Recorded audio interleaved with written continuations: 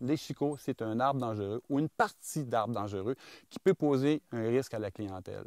Donc, un arbre mort, une branche morte, c'est un chicot. On se promène dans les sentiers, il faut les évaluer. Alors, est-ce qu'un arbre comme ça, à ce diamètre-là, un pouce à peine, s'il était mort, pouvait porter un risque à la clientèle? Je ne crois pas. Okay? Je ne pourrais pas l'évaluer comme tel. Ce n'est pas un risque. Il est bien trop petit, il ne peut pas faire mal. Par contre, si on regarde derrière, là, tout de suite, visuellement, je peux voir qu'il y a un problème. L'arbre est blessé, l'arbre est de gros diamètre. Alors, je m'approche, je vais voir.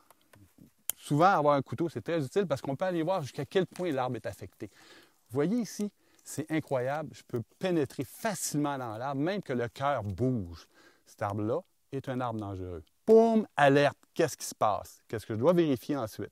Je vais me reculer, je vais aller voir un petit peu plus loin, puis là, je dois m'assurer que l'arbre ne peut pas tomber dans le sentier. Il a beau être mort, il a beau être affecté, mais s'il n'est pas dangereux parce qu'il va tomber en forêt, ça peut être quand même correct.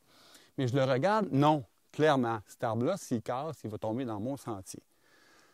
L'autre partie que je dois absolument évaluer, quel type de sentier ça se trouve? Si j'étais à 40 km en forêt, en sortie une longue randonnée en train de faire la Pacific Crest, personne ne serait capable de venir couper cet arbre-là pour me protéger. Ça fait partie des risques inhérents. Mais ici, on regarde le sentier, c'est clairement un sentier de promenade où des gens peuvent venir avec des carrosses et des enfants.